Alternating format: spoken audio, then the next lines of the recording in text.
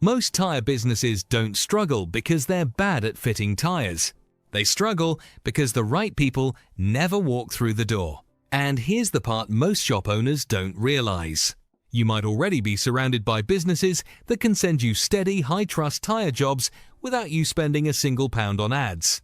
If you're a tire shop, a mobile fitter, or even an MOT center trying to grow without burning money on marketing, this episode could quietly change how your business gets customers. By the end of this episode, you'll know how to build simple local partnerships that actually send you work, why these partnerships convert better than ads, and how to start them without sounding awkward, pushy, or salesy. And stick with me till the end, because I'll share one small habit that can bring in more work than most paid campaigns ever do.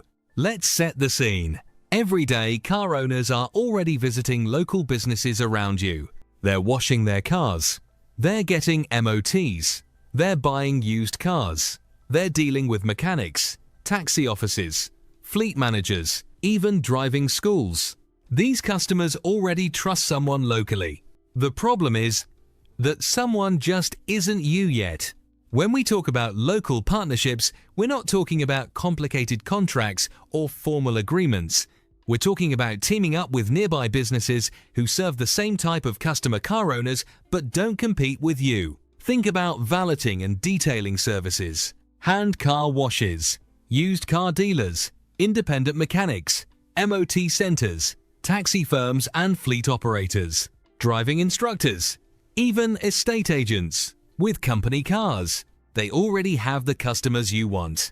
A partnership just means some of those customers get pointed in your direction. This is where most people mess up. They assume partnerships are slow, awkward, or not worth the effort. But the reason they work so well comes down to a few simple things. First, the cost. You're not paying Google. You're not boosting posts. You're not competing with national chains on ad spend. You're just building relationships. Second, trust. A customer might ignore your ad, but if their mechanic says, "Go to this tire place, they'll look after you," that trust transfers instantly. Third, repeat value. Once a partner knows you're reliable, you don't just get one job, you get repeat referrals. And often, those customers come back to you directly in the future. And finally, it's good for both sides. You send work their way when you can. Or sometimes you simply help them look more professional by recommending them.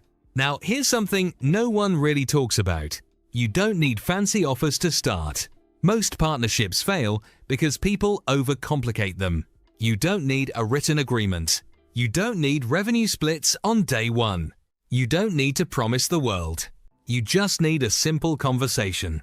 It can be as basic as sending a message or walking in and saying, "Hey, we're a local tire supplier in the area. If any of your customers ever need tires, feel free to send them our way. Happy to return the favor whenever possible." That's it. No pressure, no hard sell. If you want to add a little extra value, you can offer something small, maybe a discount for their customers, maybe priority booking, maybe a quicker turnaround when they send someone over. Another easy win is swapping business cards or QR codes. Leave a small stack at their counter, let them leave theirs at yours. It sounds old school, but it still works. You can also create a simple joint offer. Something like book a valet and get money off your next tire fitting, or pass an MOT and get a free tire safety check. Both businesses promote it, both look helpful, and the customer feels like they're getting extra value.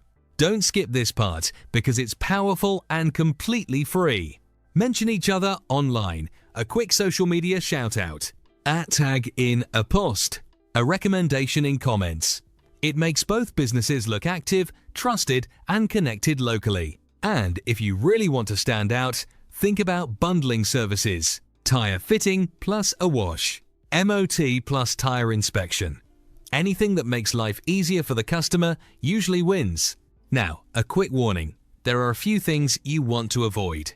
Don't make it complicated. If you need to explain the offer for 5 minutes, it's too much. Don't overpromise. Start casual. Let the relationship grow naturally.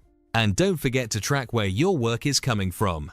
This is where most people lose money without realizing it. Every time a new customer comes in, ask one simple question. How did you hear about us? If they mention a local business, write it down. Put it in your system.